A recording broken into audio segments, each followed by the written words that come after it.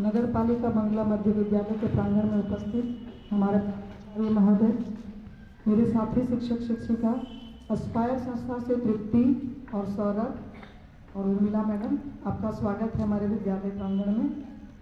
सबसे पहले तो मैं समीर सर को धन्यवाद देना चाहूँगी कि उन्होंने मुझे इस योग्य समझा कि गीता जैसे महान ग्रंथ के ऊपर मैं अपने विचार रख सकूँ, जबकि मैंने कभी अपने आप को इस योग्य समझा ही नहीं कि गीता जैसे महान ग्रंथ के ऊपर मैं कुछ बोल पाऊँ। मेरी उतनी सामर्थ्य नहीं है, मैं उस योग्य ही नहीं हूँ कि गीता पर मैं अपने विचार रख सकूँ। भगवद गीता के बारे में जब मुझे लग रहा है 1987-88 में जब हमारे दूरदर्शन में उस समय महाभारत धारावाहिक का प्रसारण हो रहा था, हम लोग बहुत छोटे छोटे थे, 5-6 साल के रहे होंगे। तो उस समय हम लोग भगवान कृष्ण को देखने के लिए, ठीक है, टीवी के सामने बैठ जाते थे और वहाँ पर देखते थे कि किस तरह से भगवान श्री कृष्ण अर्जुन को, जो उस समय कुरुक्षेत्र के मैदान में युद्ध के लिए उतरे तो हैं, पर उनको युद्ध किनसे लड़ना है?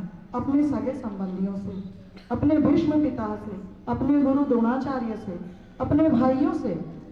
तो उनके सामने एक बहुत मुश्किल घड़ी थी कि किस तरह से मैं अपने ही लोगों पर वार करूं, कैसे उनका जीवन, उनकी हत्या करूं या कुछ भी करूं।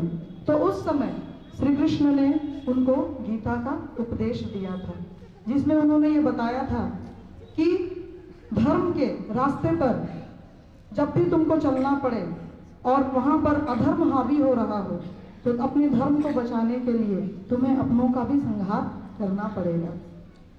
ठीक है, भगवद गीता का मुझे कभी मौका शायद बहुत बार मिला होगा, लेकिन मैं कभी भगवद गीता को बहुत ज़्यादा पढ़ नहीं पाई हूँ।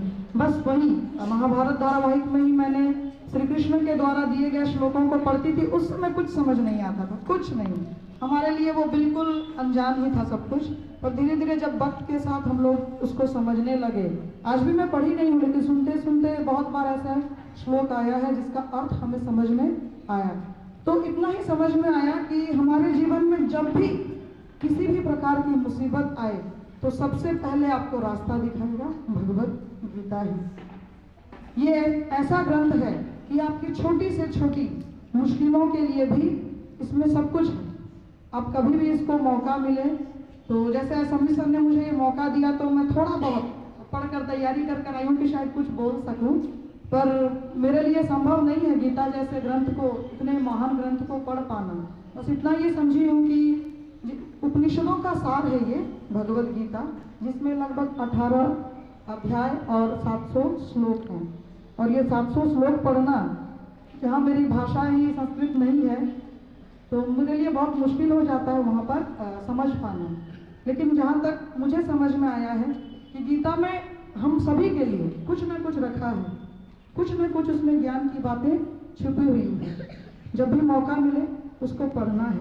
गीता में हमें यह बताया गया है कि अपना कर्म करते रहना है, ठीक है, कर्म के अनुसार हमें उसका फल भी मिलेगा, वो अच्छा हो बुरा हो, कर्म तो करते ही रहना है और परिणाम की चिंता बिल्कुल नहीं करनी है।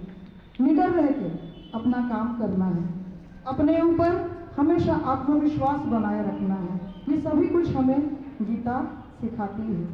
तो प्यारे बच्चों, जब भी मौका मिले गीता को पढ़ें जरूर, एक बार पूरा ना सही थोड़ा बहुत करके पढ़ें। और शायद आज के बाद मैं भी थोड़ा बहुत पढ़ूंगी और जानने का प्रयास करूंगी कि और क्या है गीता में।